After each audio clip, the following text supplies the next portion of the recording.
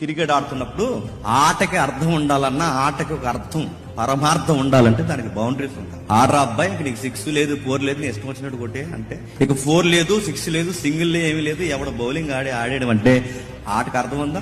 నేను కొట్టిన long shot కి 6 అని ఒక మీనింగ్ ఉంటే నా ఆటకు మీనింగ్, నేను కొట్టిన స్ట్రైట్ షాట్ కి అది సరిగ్గా బౌండరీకి తగిలితే అది 4 అని ఒక మీనింగ్ ఉంటే నా ఆటకు ఒక అర్థం. బౌండరీస్ లేకపోతే ఆటకి ఎలాగైతే అర్థం లేదో, లైఫ్ లో దేవుని కమాండ్స్ లేకపోతే లైఫ్ మీనింగ్ లేదు, జీవితానికి అర్థం దొరకదు.